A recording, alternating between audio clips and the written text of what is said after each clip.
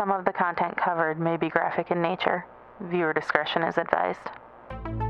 Witchcraft. Yeah, I mean, this is definitely it's really just I love stories like this because it's you can just be scared to death. Yeah, that's a real thing. Yeah, just there are countless stories bad enough. People that you shouldn't fuck with, right? And the JFK assassination limo. Real.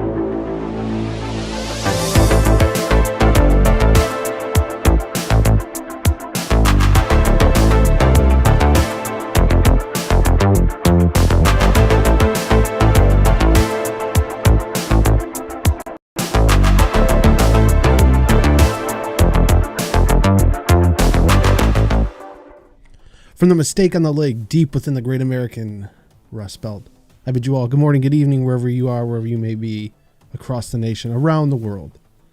This is T3TV. I'm your host, John Baczynski, alongside Daniel Stephen Rady. What is up? And Stephen Daniel Rady Buddha.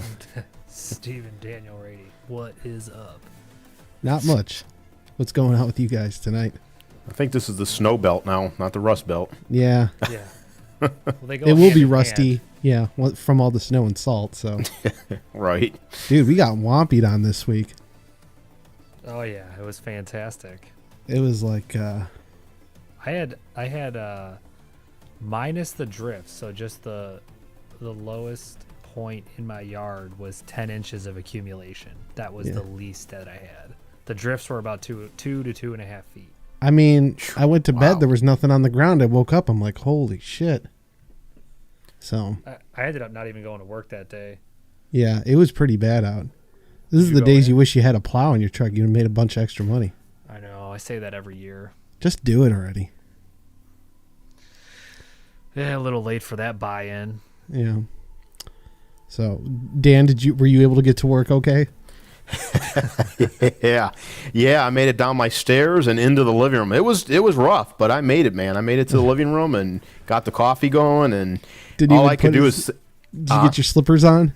yep, slippers on, made the coffee, and it was a long walk from the stairs to the living room. But yeah, I looked out the window and I'm like, man, now this is when I do like working from home. Yeah. When I see that shit.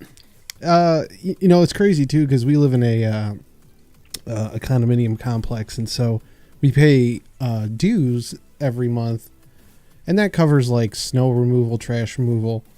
I think it covers like siding, roofing, all that other shit. But like, it was really disappointing. I mean, the drifts are still, and I know that there's no real place that they can push all this snow to, but like, it's really hard for me to back in and out of my garage. Like they went down the street a couple of times with the plow truck and basically buried everyone into their garage. So it was like, even if you could drive up the street, you couldn't back out of your garage. You still had to shovel yourself out. And that's part of the package too, is where they shovel your walkway out. And so that didn't happen until 3 days later. So it's just crazy. Like, what's that? No, I didn't. I was just going to say, though, that was... Yeah, it's funny because I live in the same kind of like a condo, condominium with an HOA like you do. No, you don't. And what do you mean? No, I don't. But the difference is I don't have to pay because I rent, so I don't have to pay the fees that you do. But the same situation, man. It took them. They didn't plow anything till the next day at like 9 p.m. And then they literally just shoveled the sidewalks in front just today. Yeah, I mean, it was that was Sunday into Monday that happened? Yeah, right. Yeah, unbelievable. Terrible, yeah. And the same thing, you can't get out. Like I had to do, and not it's a big deal because I rented houses and I used to have to shovel driveways and stuff, but I still had to shovel because the way that because my driveway is even narrower than yours is. And the way they plowed everything, you had to actually go out there and do extra work because there's no way you could have gotten your car out. Well, and the other thing too is, it's like with the labor shortages and everything else like that's going on. Like, are people just saying, I'm not going to do that kind of work? You know what I mean? Yeah. So is that playing into it as well? But I would bet my bottom dollar that our representative at the management company got his ass chewed out a bunch this week. It had to have, like, and I was like, well, should I call? And then I'm like, I don't want to add to it. The guy was, the same thing happened last year too. So, but he was really cool. I just felt bad. There's no fucking excuse then. What's that? That's your job. Fucking get it done. Well, I mean, he's got a contractor. 3 days to get your sidewalk shoveled. Yeah, is inexcusable. Yeah, especially for the amount of money we pay every month. Right. So, and I thought you call him and go, well, does that mean I get to not how much money am I getting off this month because of it? So you used to do that when like the internet goes wrong for like a day, you lose your internet service. I want this bill prorated, damn it. Yeah, but I mean, if you lose it for a day and you miss a day of work, that's way more than the bill. No, yeah, that's a good point you have there. So, but yeah, let's see here. Good evening, Larry. Welcome to Thursday. I think I got the first two. Yeah, usually, Larry, you get the first, second, and all of the comments. So, good evening. All right. Do you guys have anything you want to get into some news real quick? Yeah, go for it. All right, let's see here. Let's see. Dan, this one's for you. Did you see this? General Motors developing hydrogen-powered generators for electric car chargers in the military? I did not see that one. Okay, let's see here. The automaker has started developing a variety of fixed and mobile charging stations powered by its Hydrotech hydrogen fuel cell technology, which generates electricity without any emissions aside from water vapor. As we uncover the miseducation of America son on of a- Fox Nation. As progressives invade American classrooms. Oh boy. Well, That's this part of is the off of story too, huh? foxbusiness.com and an ad just popped right in. So tonight's episode brought to you by no. Let's see here. It says GM is working with renewable innovations on mobile DC fast charging stations that could be used in emergency applications, palletized versions to power military encampments. Oh boy, that doesn't sound good. And large units that can be installed at retail service centers in areas with seasonal clientele that don't justify installing electrical infrastructure that would be otherwise required. But yeah, I guess these things that they're making just emit water vapor, but pump out electricity. Oh man, this whole thing is moving so fast, and I don't Why know. not just focus on cars? Yeah, exactly. Focus on cars. Focus on what you have right now, and all these unknowns. And I've said it a million times, man.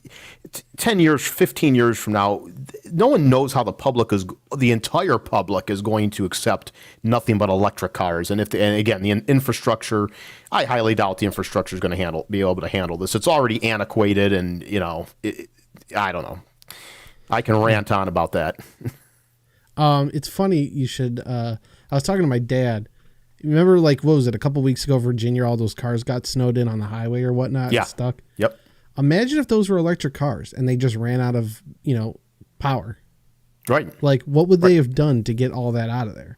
It's not like a car where you can just start it or fill it with gas.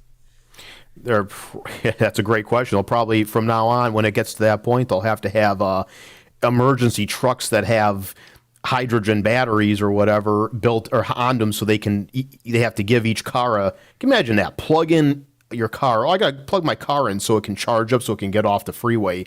And maybe it's instead of tow trucks that carry gas, they'll carry electricity that can charge the car up to get it off the road. Yeah, you pour a quart of gas in a car, you could get it at least off the highway and into the closest gas station. I mean, how long is it going to take to do a quick charge like that? Right, 30 minutes probably. I think what they would do is they would come out and swap the battery, and then they would take your battery and charge it for the next guy. Well, I think the batteries though are way bigger than that. Yeah, the batteries are built in underneath they're built into the chassis on these electric cars. It's not just like a battery. That's the whole point of like what Tesla was talking about is like you would pull into like a gas station, but for electric cars, and they would just swap the batteries. Yeah, but if they're stuck on the highway. Well, yeah, that's the point that I'm making is that trucks would go out with batteries. Just swap them out. They would swap them, and then I would imagine the truck itself would have like some type of inverter that they could charge the batteries while they're driving around, or they would just take them all back to a main charging station. This is all speculation, by the way. Speculation. Yeah, but that would make the most sense because It makes sense. To say like, oh, you have to sit where you are and fucking charge. I mean, that's just not practical at all. Yeah. And then the cars would just be sitting there on the freeway and they wouldn't be able to move anywhere either. So. And especially like with something like that, it's not like you could even put them all on a flatbed. Right. You have to now carry a spare battery in your electric car. Yeah, right. Yep. Well, That's What- crazy. I wonder if like at I some said, man, I'll be the point very they last would person to run get one of those like cars. a dual battery. oh, like an emergency reserve. Yeah, or they would just say, you know what, if you could, we're actually going to make this a hybrid for worst case scenarios. Put a little gas in there. I'll drive you around and charge your battery. No. All right.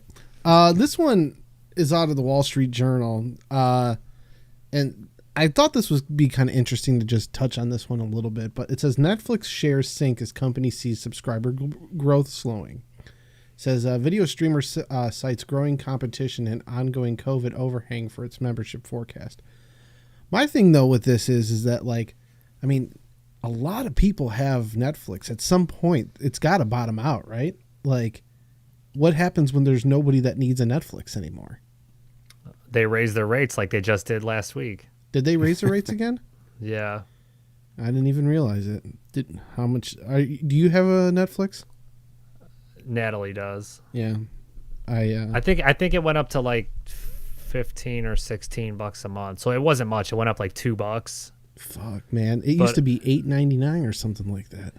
Yeah, but I think when it started, when it was like $8.99 is when they would like send you out DVDs.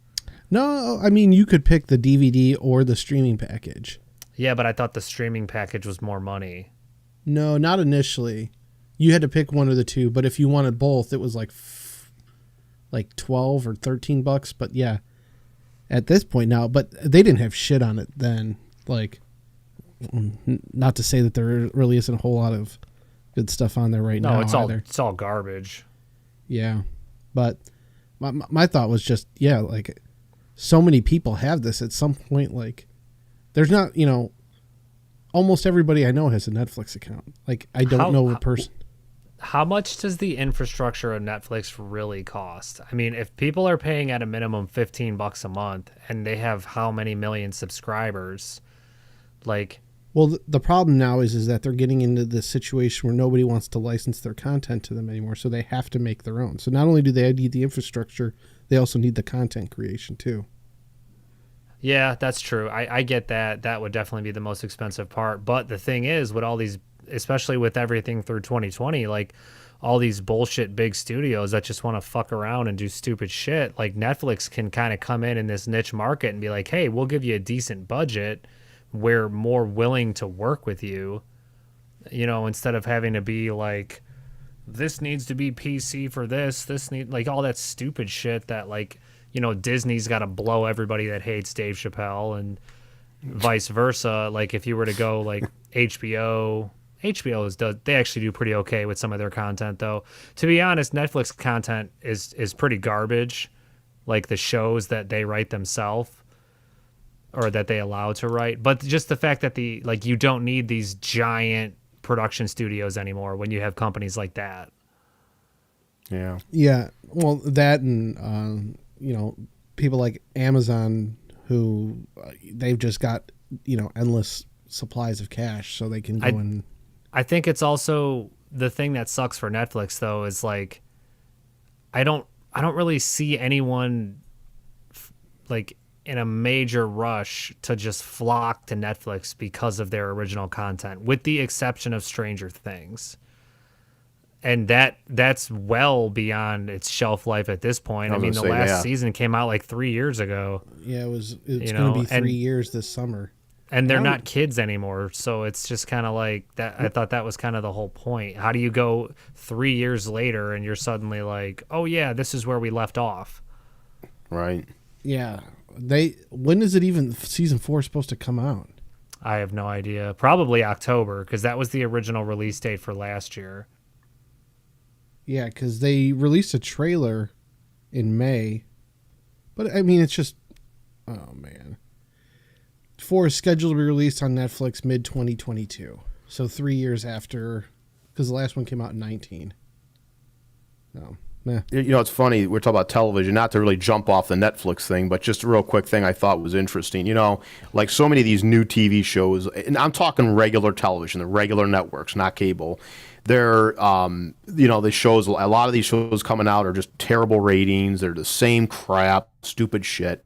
But the one show, and I had a feeling this show was going to do good. The ratings are skyrocketing for it. It's a show called Ghosts. Have you heard of it? No. No. Neither you?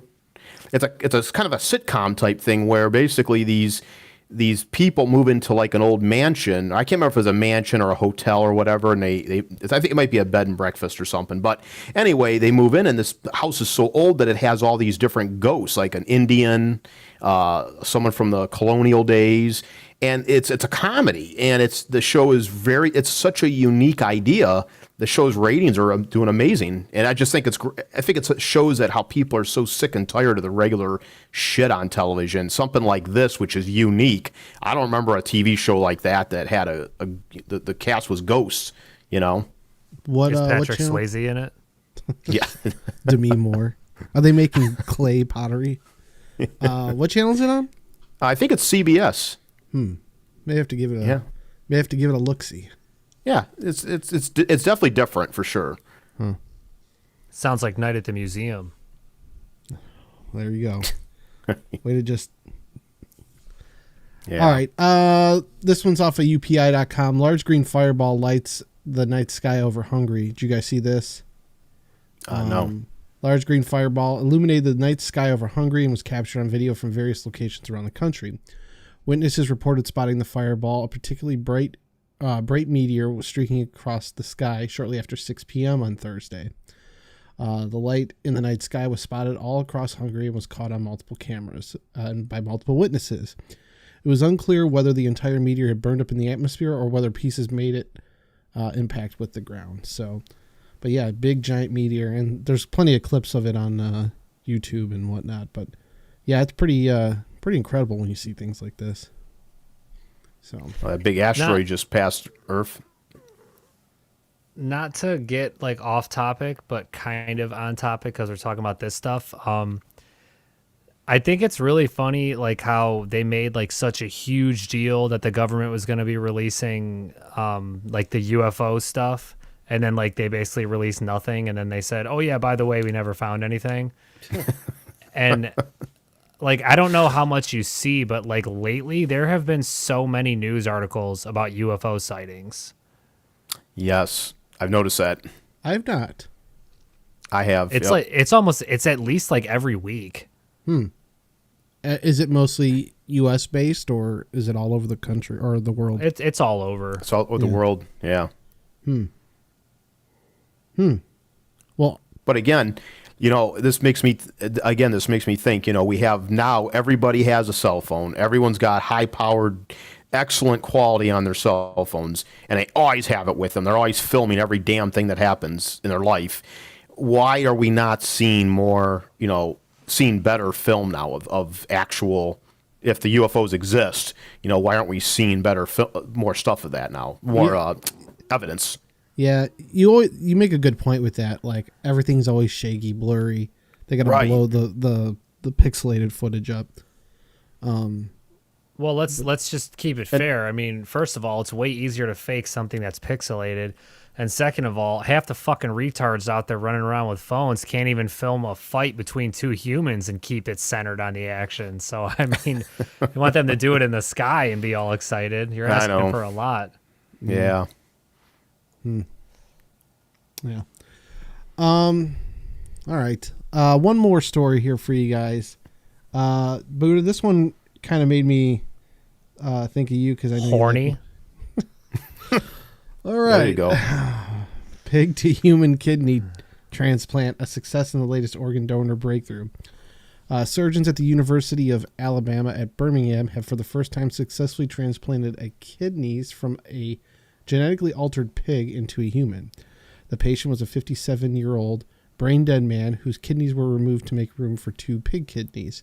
It took about 23 minutes before they began to function, creating urine for 3 days until the end of their study. However, one kidney worked better than the other, although there was no sign of either being rejected by the patient's immune system. It was the closest surgeons have come to the goal since September when NYU Langone, or whatever, doctors attached a pig's kidney from the outside to a brain-dead patient supported by a ventilator. The kidney functioned for 54 hours. They reported a breakthrough at this time. So this is a game-changing moment in the history of medicine, represents a paradigm shift and a major milestone in the field of xenotransplantation, which is arguably the best solution to the organ shortage crisis, says Dr. Jamie Locke, director of UAB's incompatible kidney transplant program, in a statement. So, yeah, they're putting pieces, or I guess, I don't know if they're pig-human hybrids or if they're human kidneys that were grown in a pig. So no, the reason they use pig organs is because that's the closest, like, biologically to humans. Not even like an ape or a monkey. No, they said that pig's anatomy is actually closer, which explains a lot of Americans. Yeah, but I thought that the pig itself, though, I thought the pig was actually genetically modified. Yeah. That's what it said. Yes, it said that. Okay, that's what I thought. Because I think they did the same thing when they did the heart transplant. Yeah. From a genetically altered pig into a human, yeah. You said they stopped it after 3 days. Did they, or 54 hours or whatever you said? Yeah, these ones worked for 3 days, and then the last set worked for 54 hours. So does that mean like they worked and then they stopped the study, or they worked and then they failed after 3 days? I think they failed. And that's how I'm reading it, because it just says they functioned for normally for 54 hours. And then the other one says that they began to function creating urine for 3 days until the end of their study. So my other question is that this is from a brain dead human. So did the person die? Are they still on life support? Like, what's going on here? I'm assuming it was probably considered donating the body to science, if I had to guess. Yeah, I heard the story, but I didn't hear the details of it. Wait, which part? You heard the story, but you heard the story without the details. No, yeah, I heard of it, but I didn't get into any. I didn't click on the story, is what I'm saying. Oh, of the pig I'm talking about. Be nice, John. Stop picking on Dan. Oh, I'm not. What'd you think I said?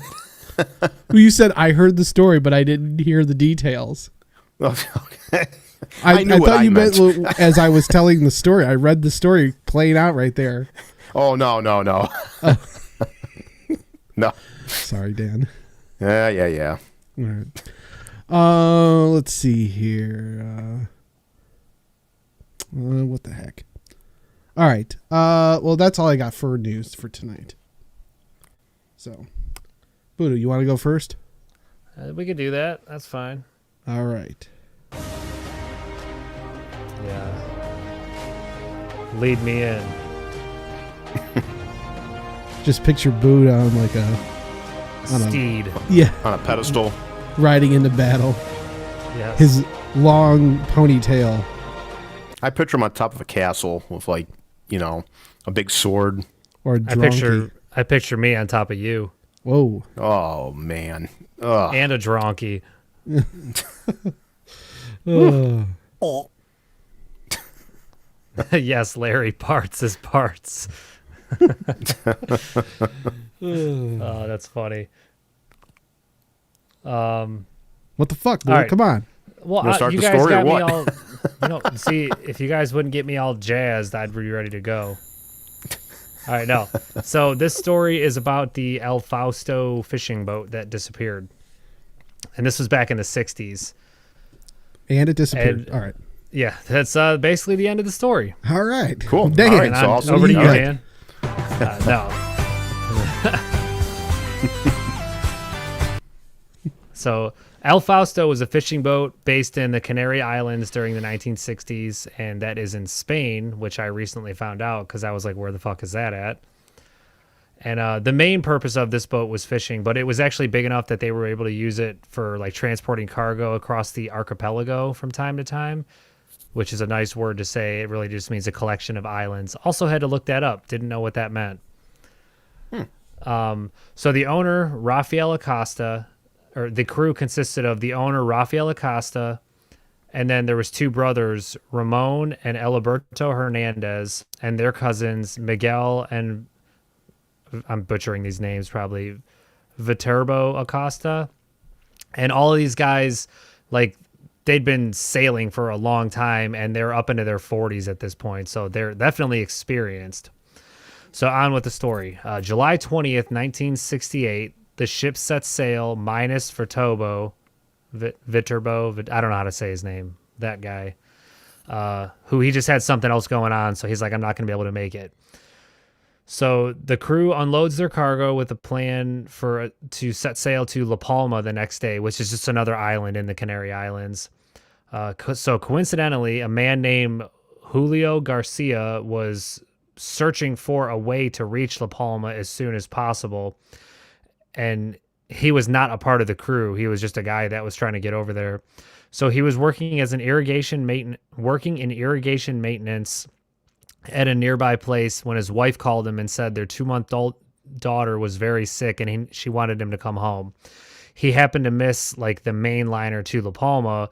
So when he found out that the El Fausto was going there, he tried to just, get a ride off of them, which they obliged, and he offered them money, but they were just like, nah, it's cool. You can come along. Evidently, the more the merrier.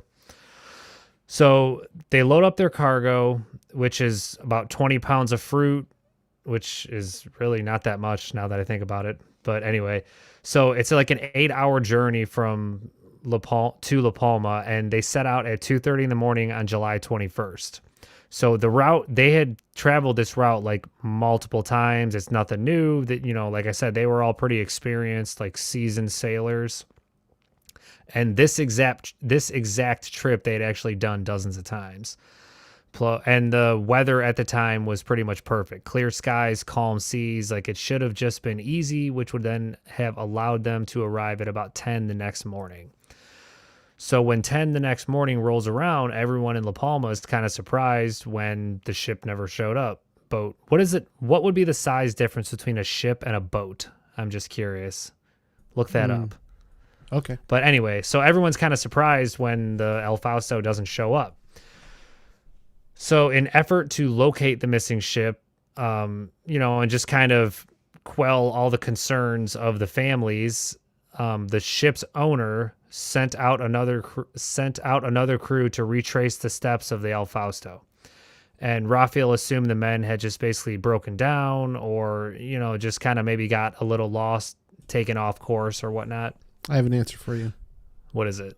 It says, according to the U.S. Naval Institute, a boat, generally speaking, is small enough to be carried aboard a larger vessel, and a vessel large enough to carry a smaller one is a ship. Well, I mean, dude, that's like saying a tow truck carries a truck, but I can put an ATV in a truck, but then you need the big tow truck to carry the tow truck. Like, where do you draw the line? It's like the Russian dolls. Yeah, he looks fucking stupid. Yes. So there was an emergency message set out regarding the El Fausto, and it was just put out to every ship in the area. And so now at this point they have, just every ship kind of on the lookout for the El Fausto, and they also had planes kind of come in. And even though like everything was clear, the weather was good, like everything, the water was calm, there was no evidence, and they just all came back without nothing. So at this point, like, the friends and family is starting to kind of freak out because they have no idea. They can't get a hold of anybody. They just have no idea what's going on. So almost 4 days later, there's still no developments when a British ship called the Duquesa radioed in with a surprising message. And what it said was, when the Duquesa was making its way from South America to the Netherlands, they spotted a small fishing boat in the middle of the ocean. The crew of the Duquesa confirmed that the small boat was was the El Fausto, and they actually were able to confirm that everyone on board was alive. Ramon, Alberto, Miguel, and Julio had all survived. And now they were a little worse for wear. They were dehydrated, sunburned, exhausted, but they were still alive. So, of course, they relay this news to the family and friends, and they're just kind of like, hey, we found them. They're a little banged up, but, everyone's good. Now we're just going to go get them, and then it'll be good. So, unfortunately, and for some unbeknownst reason, the crew members of the El Fausto had one request that just kind of changed everything. Is after everything they'd gone through, the crew actually rejected the offer to be towed to shore by their rescuers. And instead, they just asked if they could borrow some fuel, food, and cigarettes from the Duquesa to just get back on their own ship. Now, who knows if that was pride or, whatever. But anyway, so when they were asked why they would want to venture back out on the ship that failed them, they basically just responded and said, there's nothing wrong with our ship. And that was kind of where they left it. So the crew aboard the Duquesa later said that, while the men were just kind of tired and banged up, they didn't seem like they were like under any distress or, what would make anyone think that like, hey, this is a group of soldiers that were basically adrift and lost at sea, which you'd think you'd be kind of just freaked out, exhausted, nervous, but they said they were mentally pretty fit. So they said, okay, do what you got to do. So they loaded up the El Fausto with what they asked for, and then needed to make an 18-hour trip back and sent them on their way.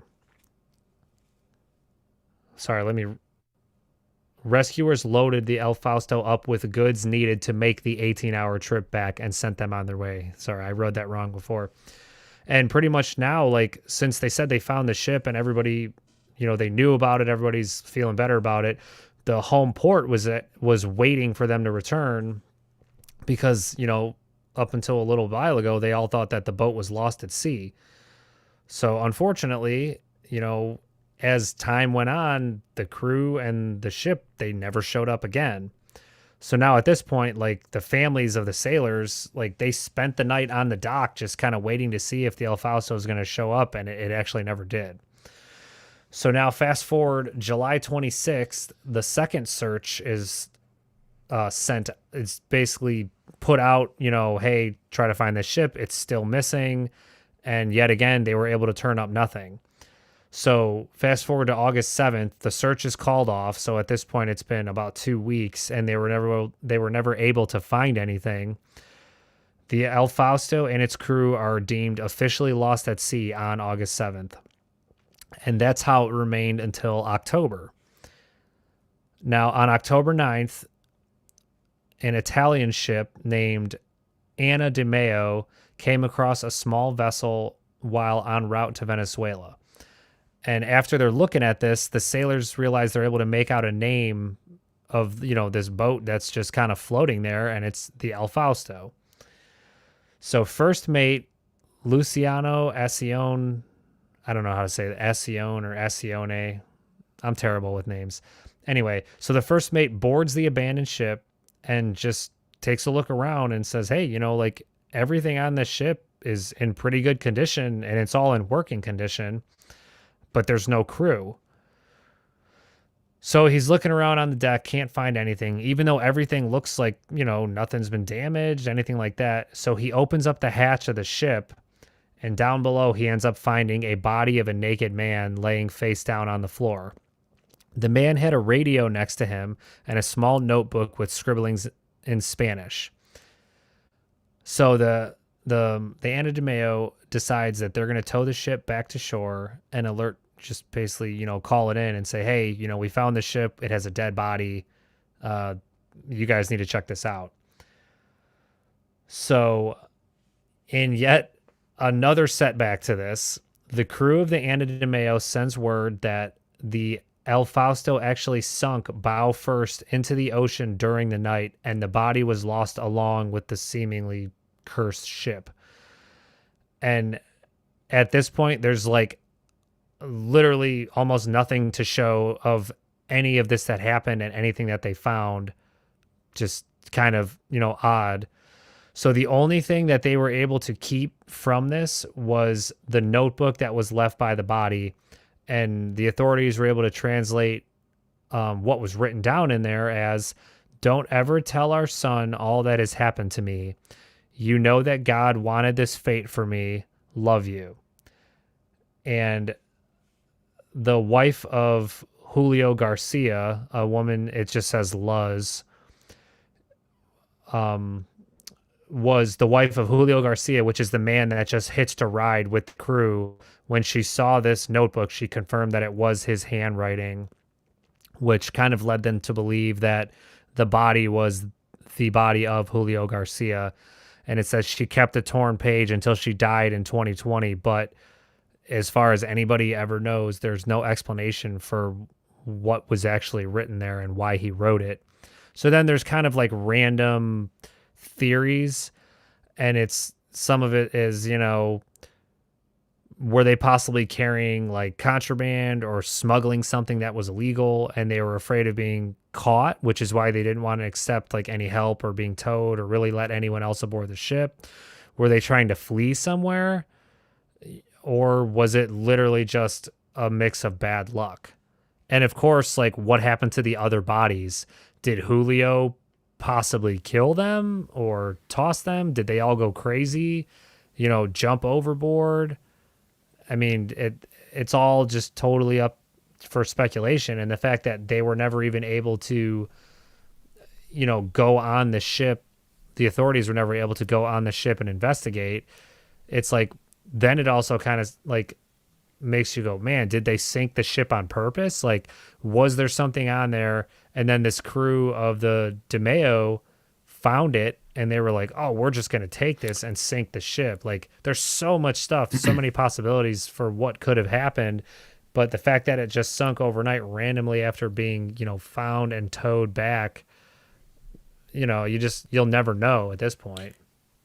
Did they ever send anyone down there to try to find it, like later on, or?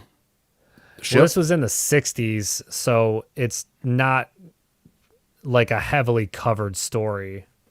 Okay. Yeah. So as far as I know, no. But I mean, a lot of the stuff from this story I found, there's not a lot of it in English, just because it happened in Spain. Well, the other question too is like, if this had happened around, this point in history, like, would they have been able to, capture latitude, longitude coordinates so that they could go in and dive for this boat? Or is it just too deep to go back and recover? But then again, they got to the Titanic, so. But you're also talking like a little fishing boat, though. Sure. No, yeah, I understand. I'd be curious. Why was the guy naked, too? Well, yeah, that, too. Well, isn't there like a thing that happens like when you technically start to go kind of crazy at sea, where like a lot of people take their clothes off and then jump into the ocean?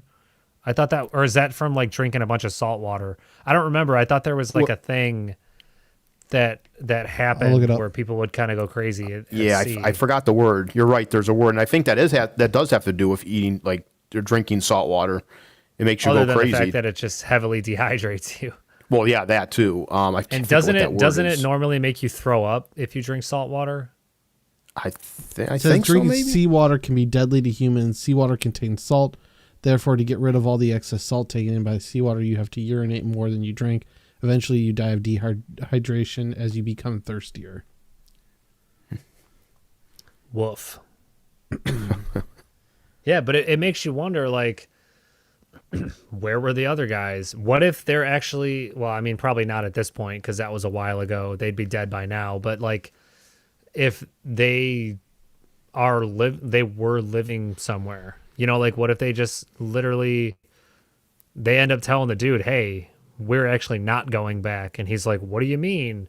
And then they killed him, left wherever they were going to go, and then just let their boat drift out to sea. Like, what if something like that happened? Like, what if they were fleeing? Yeah, that's possible. It's a strange one.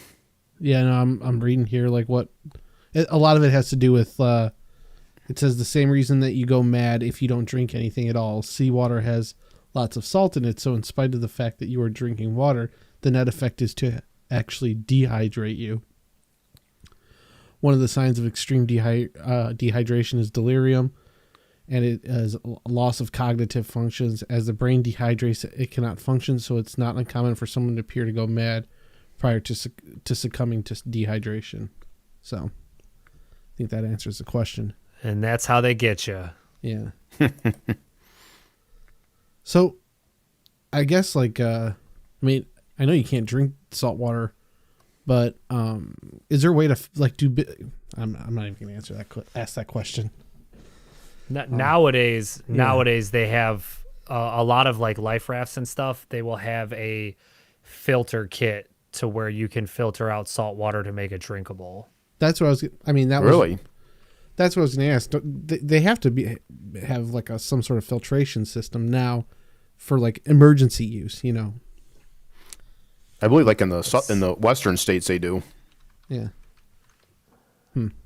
Because they have to use some of that water. I mean, the drought that those states get, like California and that, where they go months without rain. I have to imagine that. I don't know this. I'm just speculating myself, but I got to imagine they have to have emergency situations where they have to use that water, from the ocean. Well, yeah, that's a good point. Like when they tell people they can't water their lawns, Right. Which happens in Arizona a lot too. Yeah. I mean, but they're a lot further inland than like somewhere in Los Angeles or California. That's true. Right. Correct me if I'm wrong, but I thought that you could actually boil salt water as long as you had something on top of it to catch the condensation, so that as you boil it, it would condense on top just from, the moisture coming off the top. And then as long as you set it to where like it would hit the top, condense, and then roll down into a separate container, I thought if you boiled it, it would leave the salt behind in the pan and the water itself would come out, condense on whatever is above it, and then roll down into another container. I thought that was like the most basic way to do it. It makes sense what you're saying. Yeah. That's a good question. I don't know. I've never heard that. Don't go try it and risk your life, anybody. But I thought that was like a super old school thing. Right. I mean, just think about all the stuff we take for granted. Turn on the faucet and drink water. You know what I mean? Like, it's crazy. Shit, not my water. Yeah, flush your crap down the toilet. Right. All right. So is that it for tonight for you, Buddha? Yeah. All right. Cool. Dan, what do you got? All right. Well, I'm about to do something. I'm going to listen to Rockford for a minute. I got to do your intro. Yeah, music. I know. Absolutely. I'm fine with it. I'm going to do something a little different. Instead of doing one big story, I'm going to do 4 very little quick stories here. They have to do with a car, kind of, but kind of not really. Has nothing to do with the auto industry at all. So we've talked about on this program a lot, on this podcast, we've talked about people that go, and this is actually very appropriate for what I'm going to start talking about, that sound effect. Or this one. Kind of. Well, not exactly that, but you can do a splash sound. If you get a splash sound, it'll work for this one. Nope, all I got is this. Well, good enough, close enough. That'll work. Kind of, it's funny because it's sort of a little similar to what Buddha was talking about with the boat there. But we've talked about people going missing. They are never heard from, seen again. They just completely like vanish off the face of the earth. Well, I've always said, and a lot of times, the first thing that comes to my mind is, did they drive their car into a lake? Did they get lost? Were they drunk? Did they have a medical emergency and then just go into a lake and they're sitting in the bottom of the lake somewhere? So I thought it'd be interesting just to go over a couple of these stories that have happened over the last few years where these cars have been located in lakes and with the dead bodies inside the cars. And some of these these cars have been sitting in these lakes for a long ass time, some of them. And if you go online, there's thousands of stories. So this is not, I just picked 4 stories randomly that I remember hearing in the last several years. about this. But anyway, so the first one I want to go over here it's kind of an interesting one. A gentleman named William Molt went missing in November of 1997 at age 40 after leaving a nightclub. He was never seen, heard from again. Family put out, of course, missing persons. There were no leads, nothing. He left the nightclub. He didn't appear intoxicated from what everybody said, but who knows? He could have been drunk or sleepy. Who knows what happened?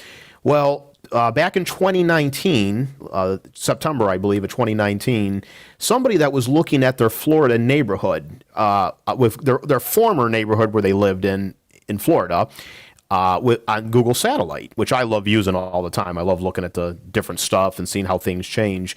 Anyway, this person happened to notice right behind the house where they lived, thought they saw the top of a car kind of submerged. Is this the guy that was looking up like his ex-girlfriend's house?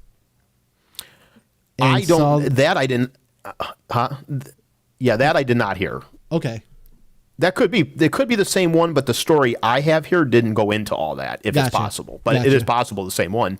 But yeah, the person just happened to notice there was a car back there, so he called the authorities, said, it looks like this is possibly a car, like the top of a car submerged.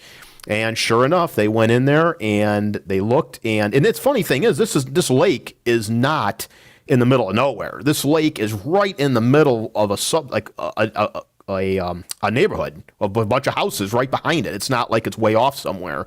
So it's amazing that no one noticed this car at some point, over the last 23 years or whatever, 24 years.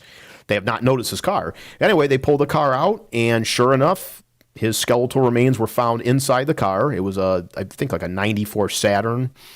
And, they obviously, a lot of these stories too, I haven't seen any updates, so I don't know where a lot of these have gone. Obviously, these bodies are either skeletons. Most of them are skeletal remains. I shouldn't say they are skeletal remains when they've been in the water for 20 years, 40 years, 50 years.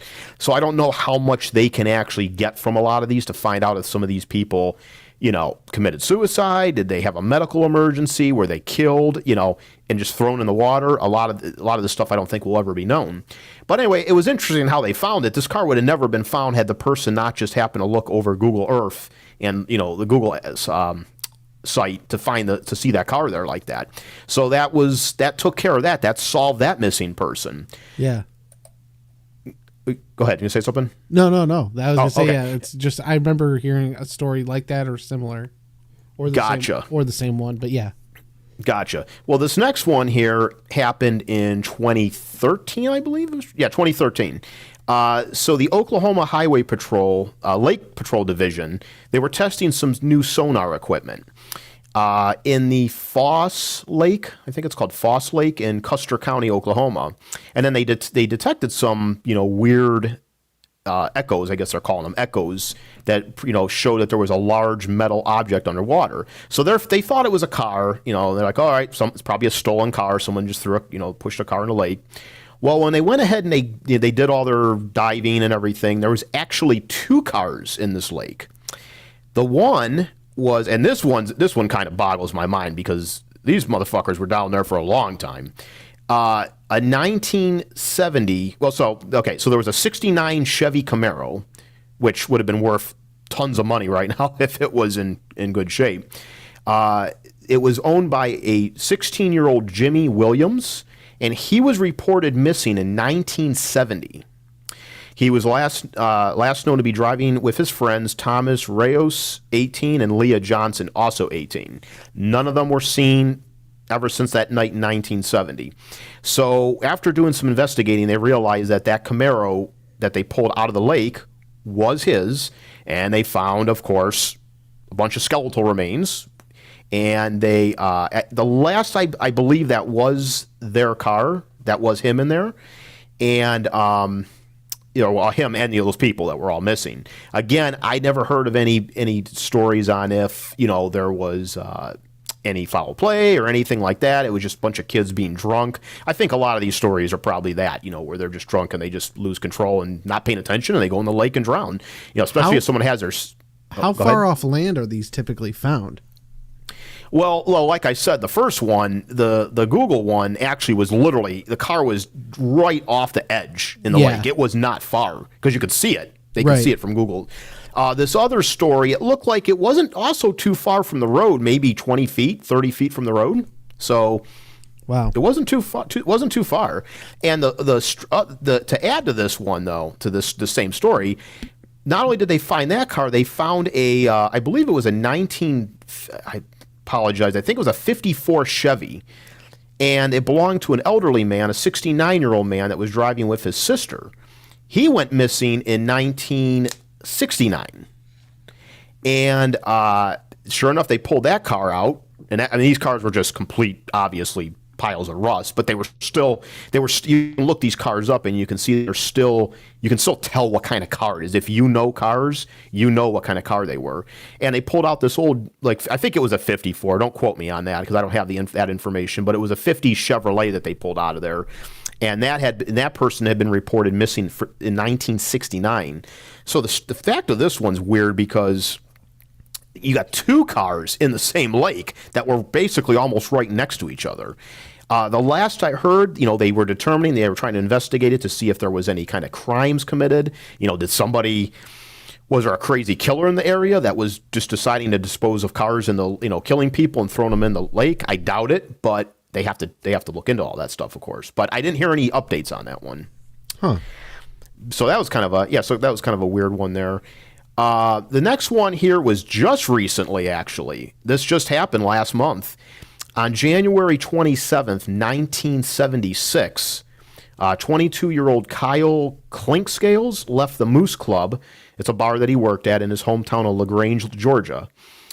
He had planned on making the 35-mile drive to Auburn University because he was a junior there. He never made it. Obviously, a missing persons thing was issued. There was nothing. He just completely disappeared. Last month, they found, and I'm not sure how they found this car. I'm not sure if it was someone accidentally was diving and found it. I didn't hear that part. But they found his car. It was a 1974 Pinto. And it had the tag. It was definitely his car. It had the same license plate and everything on there. And this one is a little weird, though, because there's a little bit more of a story to it, which is kind of interesting. So like I told you, they just found him last month in the lake. But according to a previous news story in 2005, a man called this gentleman's parents and told them in 1976, when he was 7 years old, he had witnessed the disposal of Clinkscales' body. The body, the informant said, had been covered with concrete, stuffed in a barrel, and dumped in a pond on a private property. Searches of the pond turned up no sign of the barrel or any remains, but the tipster's information led to the arrest of Jimmy Earl Jones.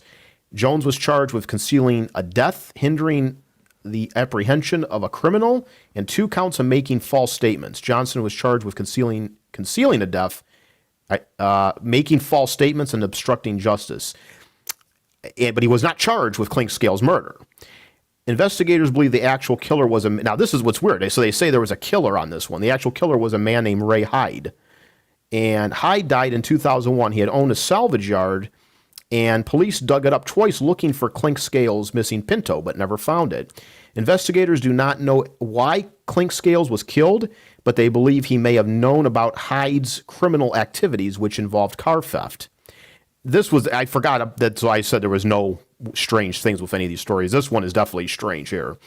It said Johnson was at Hyde's home the night Clinkscales vanished, though she later denied this. Authorities believe Jones did not participate in the murder, but did help dispose of the body. They think Hyde moved the remains from the pond to an unknown location sometime afterward. So there's a lot of stuff going. This story just happened, obviously, last month, like I said. So yeah, that's a weird one. I'm looking at Inside Edition right now. Their website posted last just about over a month ago. It just says that somebody had found it and called 911. It says, that's for how they found 45 it. years we have searched for Kyle and his car. We have followed hundreds of leads and never really had anything substantial developed from those leads. Until now, a 911 caller alerted police to a creek where the caller had somehow discovered the car. Gotcha. We were able to locate a wallet inside the car inside that wallet was his ID and several credit cards. Yeah. So it's incredible. I mean, I think last week, John, you were talking about, we're born into this world and we don't know how it's going to end, and I mean, think about of all ways to die, sitting your grave is underwater for 40 years, or 50 years or whatever. Yeah, it's quite terrifying. It's unbelievable, and that these cars are even that they find them. That they find them. That took them this long to be found is what's even more crazy about it. Yeah, when you think of all the people. I'm looking at a picture of this car, and like the hood is completely off of the car. Like it's like, how did that even happen? Yeah, well, yeah. I mean the water after a while. I mean, obviously it's not salt water, but still the water just especially those old cars, those old '70s cars. They were like paper, pop cans. I mean, their metal was. They're nothing like today's cars where they would rust apart and bolts would come undone, and the hood probably when they were pulling the car out, the hood was probably practically. Actually, to be honest, the hood could have went up when the car went into the water and just ripped it. If it was going fast enough, that is, it could have ripped the hood right off. When it went in the water. Yeah. The force. But then the last one here, again, kind of a weird one. This one is the authorities ruled this a suicide. And this was a woman that went missing. Her name was Brenda Kerber. She was last seen September 28th, 1989. She was reported missing about a week later in October of 89. And she had actually had connections with a cult. And this gentleman's, I'm trying to pull up his name, I apologize here. It was something Lenz. He led a group of, this is an interesting cult. He led a group of computer programmers and reportedly attracted them through his own brand of American Buddhism, which is a combination of Zen Buddhism, if I'm saying the word, meditation, and yoga. She became obsessed with it. She was depressed. She had divorced her husband. She was very, very depressed, and she got involved with this guy, obsessed with this guy and his cult. I don't know if there was they didn't go into if there was any sexual relations or anything like that.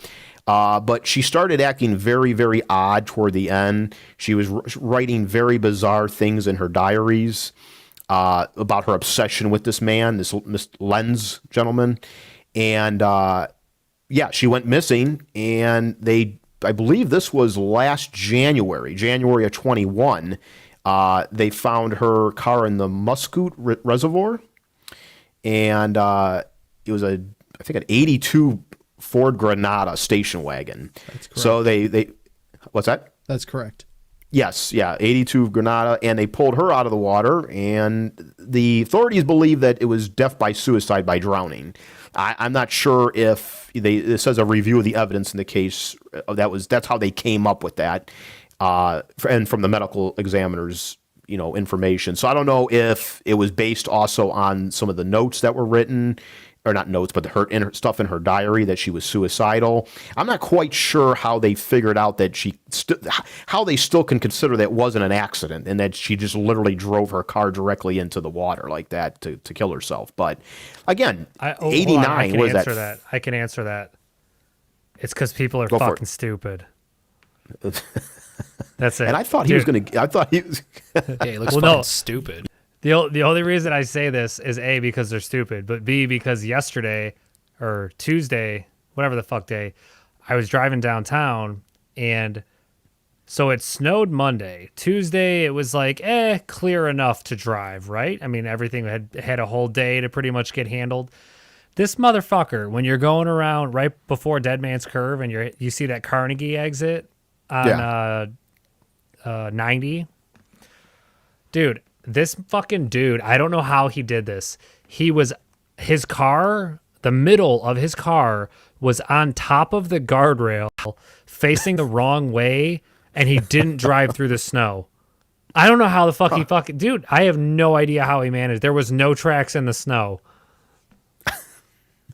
Was a car, like you think it was there from the night before, and maybe the snow. Oh no! It just happened. It just happened because he was standing outside of the driver door, and then when I left downtown Like half an hour later, the fire truck and ambulance had just gotten there. I mean, That's nobody all was these people hurt. You know, Yeah, but that's a still, good I thing, was like, how the obviously. fuck did you even do that? Yeah. But anyway, go on with your story. Yeah, well, one thing is everyone has a 4-wheel drive vehicle, so they think they're invincible in their 4-wheel drives, and that's a problem. That's a big problem because you're not invincible in your 4-wheel drive. Just because you have 4-wheel drive, your car can still flip over, and SUVs and crossovers are top heavy, so they're going to flip over a hell of a lot easier than a car will. Yeah, that's another thing people. It's like, oh, there's 6 inches of slush on the ground, but your tire tread is like, less than an inch. Right. Right. The 4-wheel drive's still not going to do anything. It's not going to do anything, right? And even if you have good tires. Yep.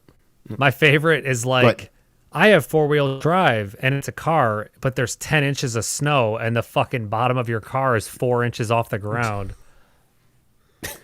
Right. Yeah, it's completely. Yeah, people are just all these safety. I'm from and I'm sure Larry, if he's listening, I'm sure he had quite a few cars like this. I had 80s rear wheel drive, a few of them, a couple of 80s rear wheel drive cars, and I'd hate to see any of the young drivers today trying to drive a big boat Cadillac or Buick in this kind of weather with no anti-lock, no traction control, big rear-wheel drive car fishtailing all over. People managed to do it back in the day. That's all they had, and they were able to. I mean, they got in wrecks, of course, back then too, but they knew how to drive better because they didn't have all that technology helping them, and they think that they can just do whatever they want. But So, was the Bonneville? Did the Bonneville have 4-wheel drive, or is that just turbo? Front wheel drive. Just front wheel only. Was that turbo? No, it has a little Whipple supercharger on it. That was the supercharger. That was nothing fancy though. Yeah. I had one of those Bonnevilles too. Same year as Buddha? No, mine was a couple years older. I had a '98 Bonneville SSEI. That was my first car I ever leased. I didn't lease it new though. I leased it a couple years ago. The green one. Yeah, yep, that was that green one. I love that car.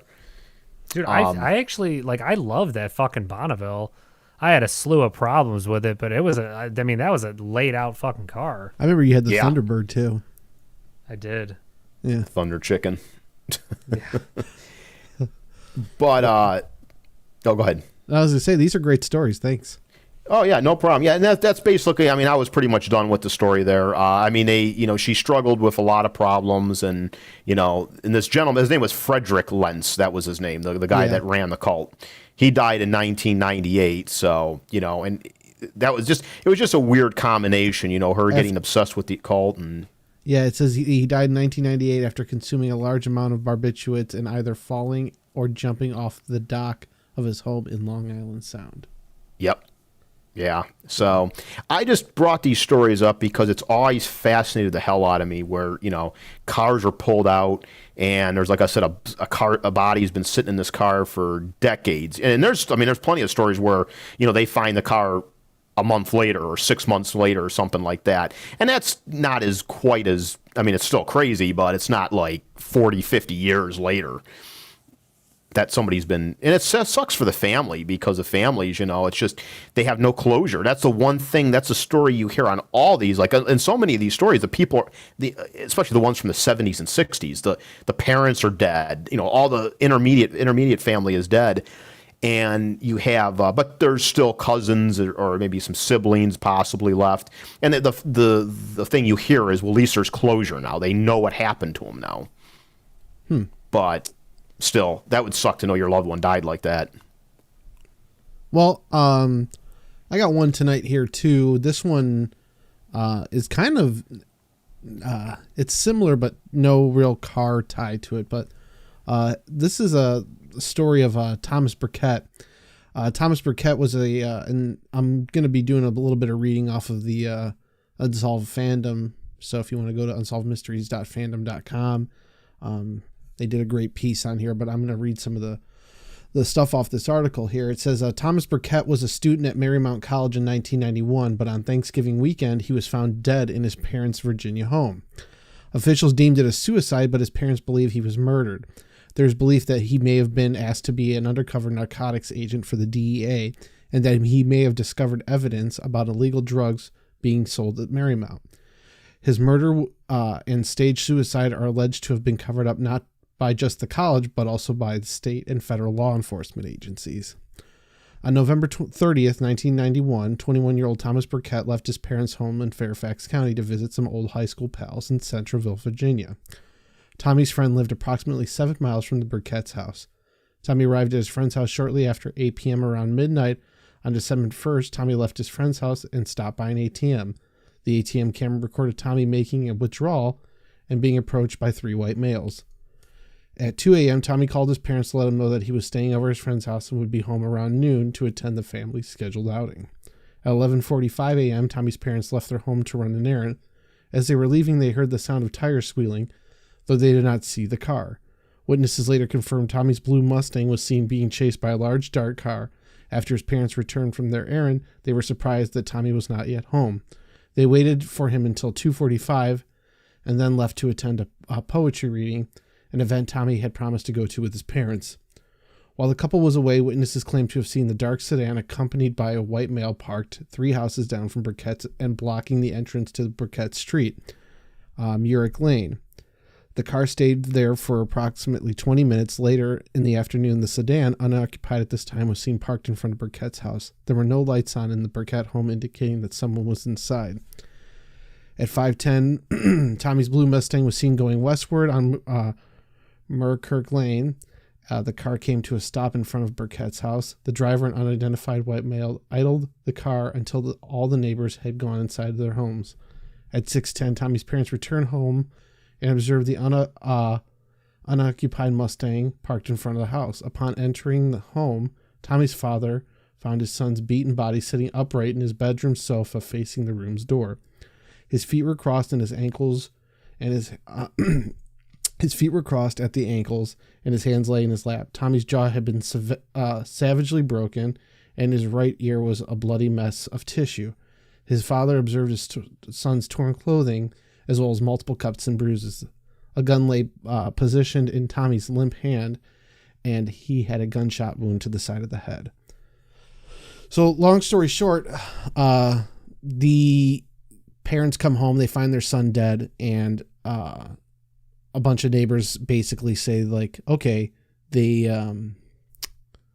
saw his car being chased by another car, but after the parents called the police had come to the house to do their investigation.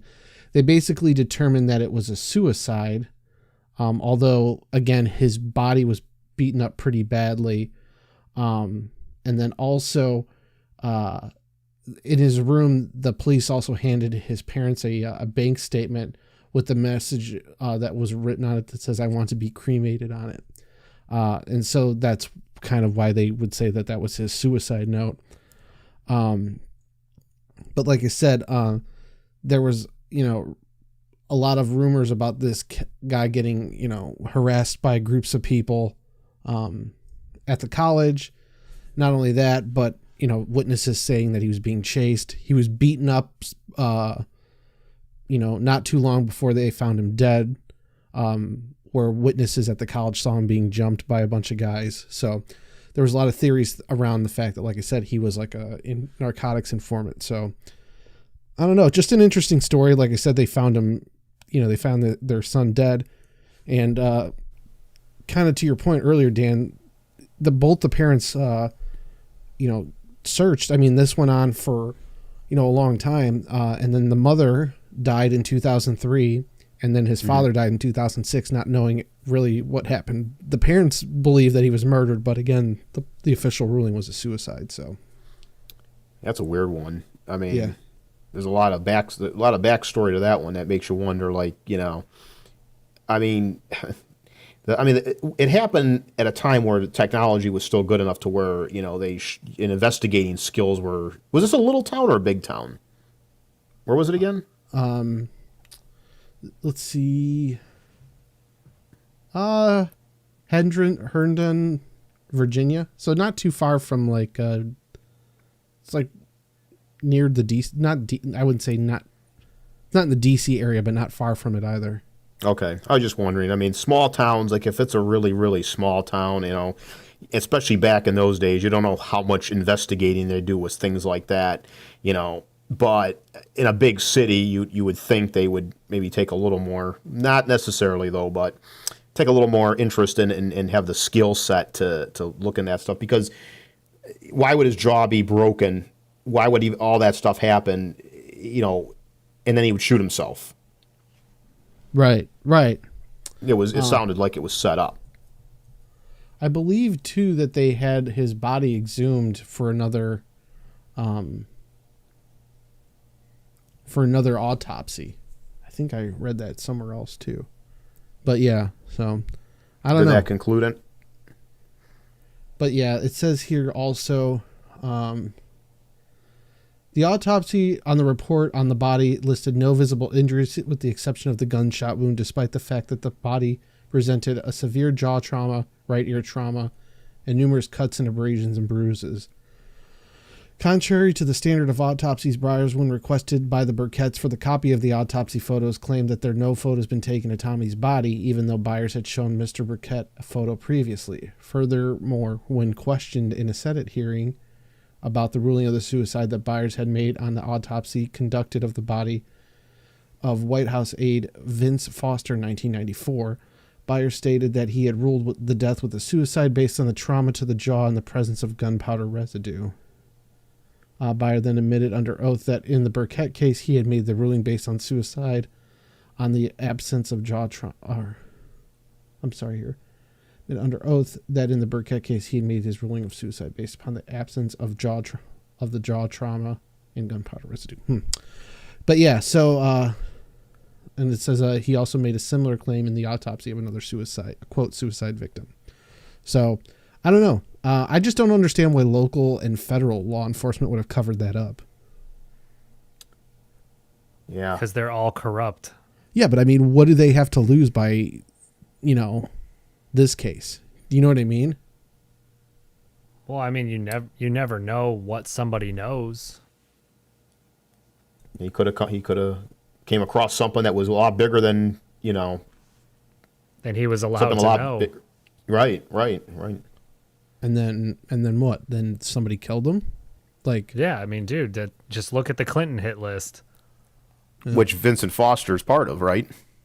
Yes, exactly. Yeah. Interesting.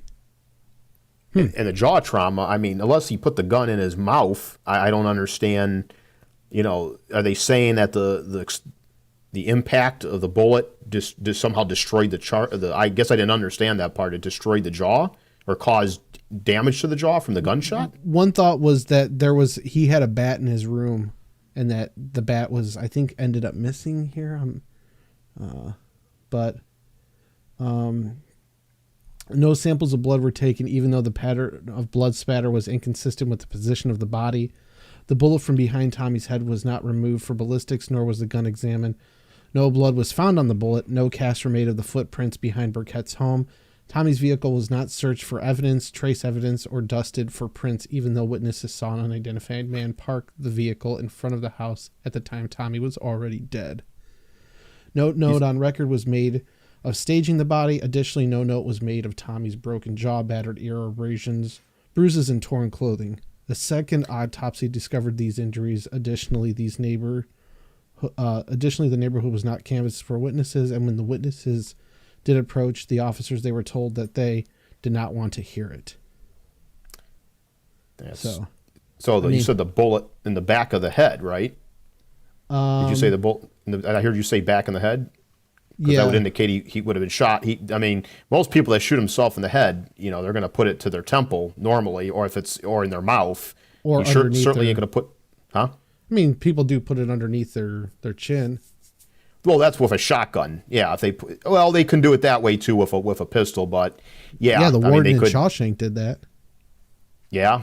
Because usually a shotgun is where they make sure, because you shoot yourself with a shotgun, you're making sure you're getting the job done. But that's when they usually put it. They have to put it between their knees and use a stick or something to hit the trigger. But That's a weird one. Yeah. I mean, the parents spent the rest of their lives trying to figure out what really happened to their son, and they just didn't buy the fact that he committed suicide. And I mean, obviously, all these things that you're reading in here or you're listening to kind of leads credence to that. Yeah. Yeah, it's a weird one. All right, good night, everybody. I left you speechless, didn't I, Buddha? Oh, I just don't want to go off on a tangent. That's all. The government? It's a government fallacy. It's behind everything. The government. The moon is made of cheese. Of Jesse Ventura. That guy became a fucking statist real quick. Thank you for your service. Fucking clown. False flag. All right. Let's close it down for tonight then if we're not going to go any further. So, all right. Well, we're still on for next week, I think. Nobody has said that they have anything going on. So class resumes again, same time, same place next week. Tune in 8 p.m. Thursday nights. T3TV. That's all I have. Dan, you have anything? That was a very high energy sign off there. Yeah. Well, No, got I don't anything, have Dan? anything else. What Nope. about you, Buddha? No, bring your boners, kids. All right. Well, Lawrence, thanks for sticking around. Parts are parts.